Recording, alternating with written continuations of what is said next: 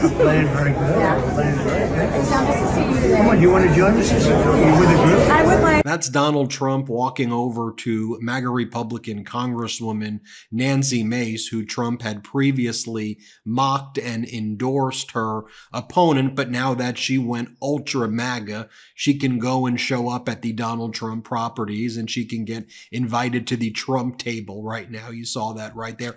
That was at a Live Golf tournament. The company Live, owned by the Saudi Arabian Sovereign Wealth Fund, that finds a way to pass through money to Donald Trump because it can't actually donate as a foreign sovereign wealth fund, but it does in its own way contribute to Donald Trump, if you will, through hosting its golf tournaments at Trump properties. I want to share with you, though, just the utter and complete oddity, weirdness, dangerousness that is Trump, the MAGA Republican Party. You saw their MAGA Republican Congresswoman Nancy Mace, their appearance on the news shows. Like, what were they doing this weekend? What was President Biden doing? And what were MAGA Republicans attacking President Biden for? It gives you such a window into their psyche and who these people are. So Donald Trump was also out there holding up a Playboy magazine from 1990 that he was in, and the people at the Live Golf tournament were cheering him on for that as he held up a Playboy. So just so you get this straight, yes, Donald Trump was selling $59.99 sticky Bibles, and then he was holding up the week later the Playboy magazine, and the concepts may be related. I mean, that may be why the Bibles are, well, I won't go there, but here's Donald Trump holding up a Playboy magazine from 1990 as the MAGA supporters at the golf tournament are cheering, "Yay, Playboy!" Play this clip.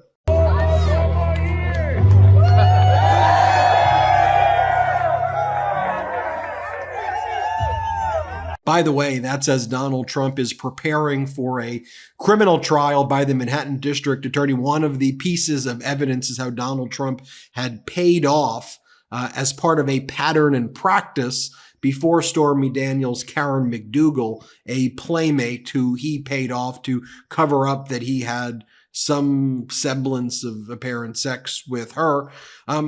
So that's what Donald Trump was doing, holding up Playboys, making it about himself, having the Saudi Arabian golf tournament there.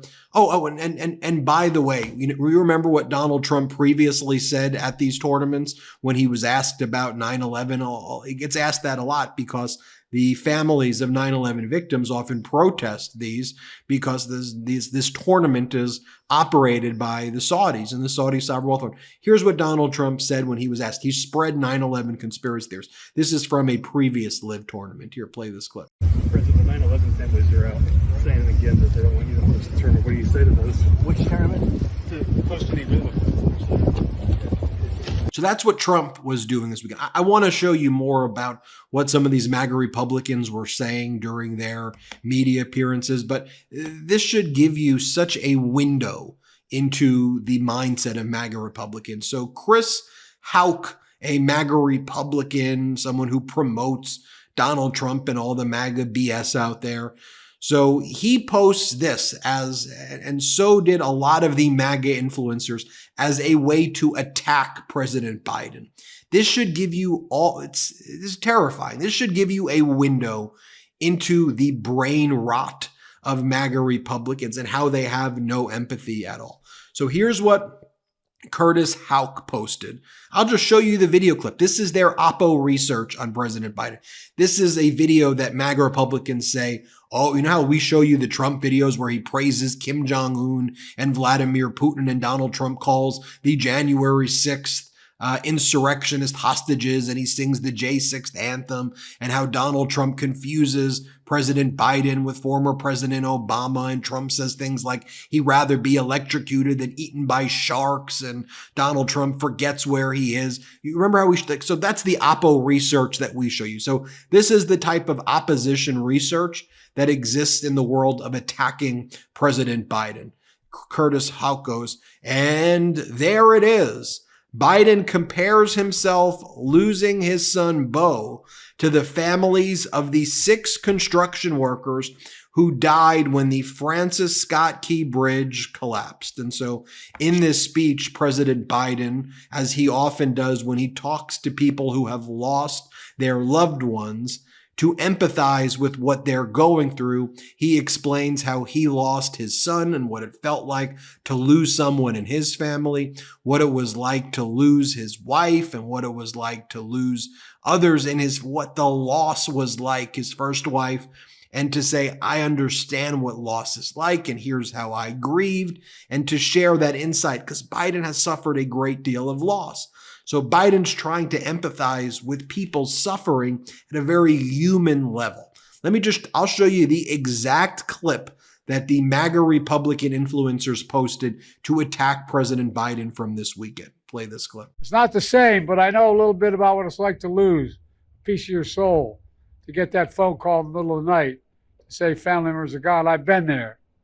It's feeling like having a black hole in your chest, like you're being sucked in, unable to breathe. The anger, the pain, the depth of the loss is so profound. And we know it's hard to believe.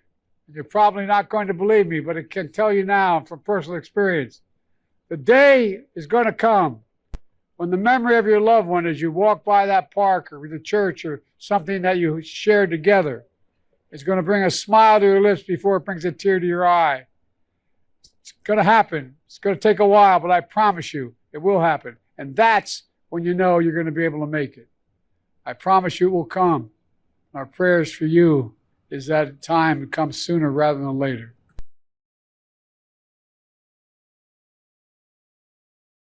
Okay, so that's the clip that they say, outrageous.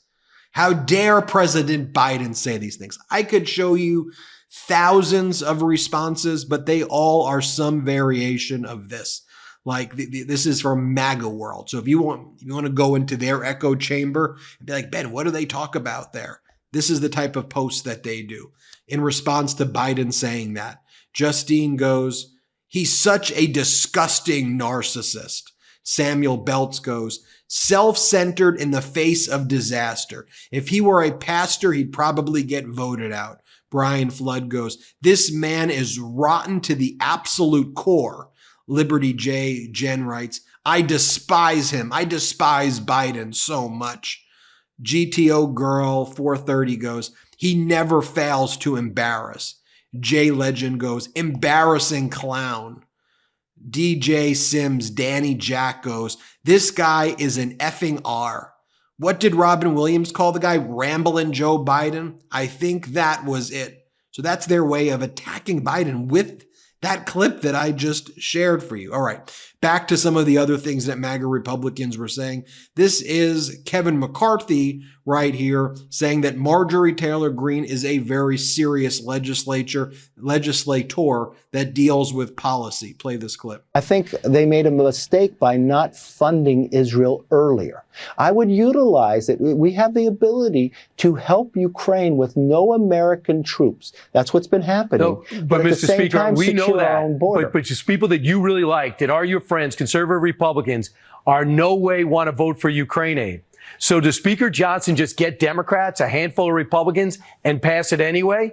And if that does in fact happen, Marjorie Taylor Greene says she's going to look to recall him like what Matt Gaetz did to you. No, but what she's doing is much different than what Matt Gaetz did.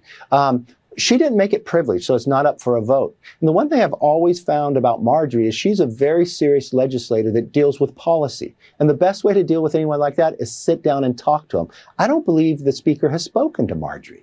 I think if you sit down and discuss, you understand you have Congress that you don't control all. You have to find common ground in between, and that can be done. Those are two conservatives that can do it. But the one now here I give this Fox host credit for pushing back a bit here, but this is MAGA Republican Congressman Vandrew who talks about how he thinks that small dollar donors would love to pay for a billionaire's legal fees in Donald Trump. Play the clip.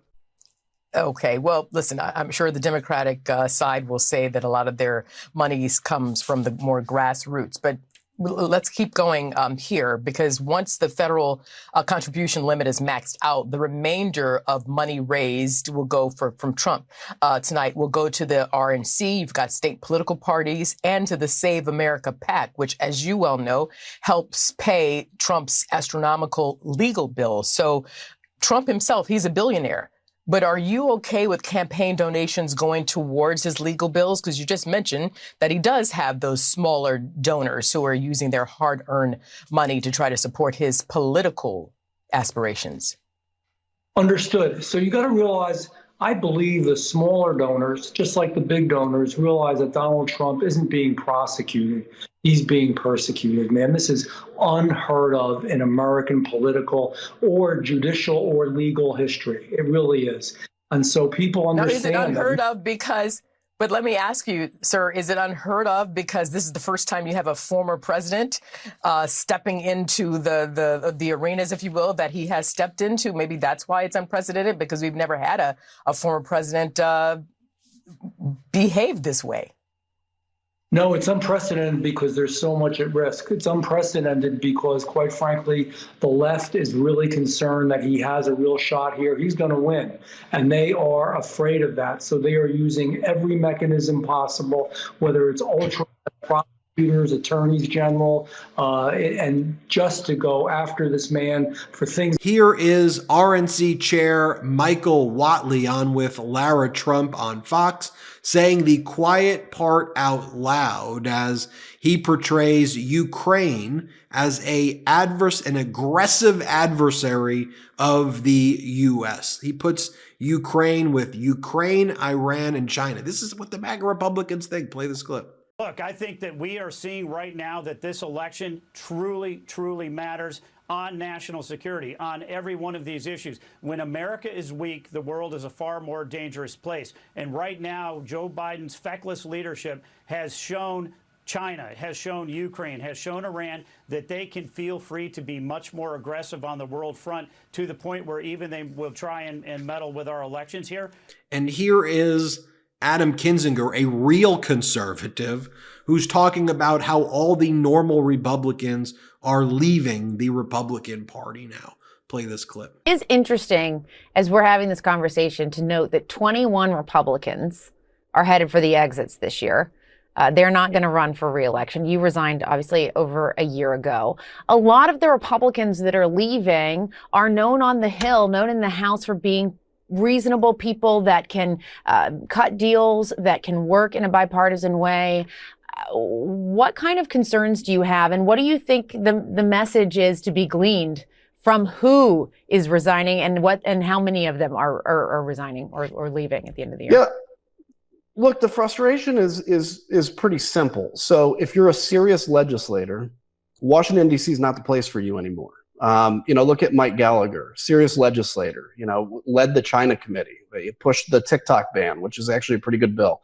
But he's leaving because besides that, it's a performance art theater. I mean, that's really what the House has become, is performance theater, mainly for the Republicans.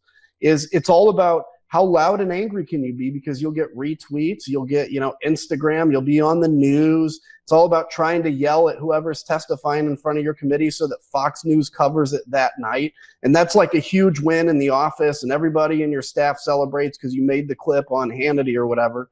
And so there's a lot of people that are serious that are just saying it's not worth it. I mean, Congress hasn't had a pay raise since 2006. I don't say that for sympathy for anybody, but every year, with inflation, they're basically being paid less. And the only people that are coming are those that are independently wealthy, or this is the best job they can get, or they just want to come and be instantly famous. So I'm long-term optimistic, honestly, because I think the American people, I've been traveling around a lot, they're sick of this. And when America's sick of something, they rise up and change it. But in the short term, we have to recognize what this problem is in order to confront it and change it. And I worry that this is the frog boiling in the pot, and we just think this is how politics is, and we deserve far better than these folks. So tell me what you think, folks. I thought that was such an interesting window, though, into the MAGA psyche, to see that's their oppo on President Biden. I'm like, what? I'm Ben Meiselas from the MeidasTouch Network. Hit subscribe. Let's get to 3 million subscribers together and have a wonderful day. Love this video? Make sure you stay up to date on the latest breaking news and all things Midas by signing up to the MeidasTouch newsletter at MeidasTouch.com/newsletter.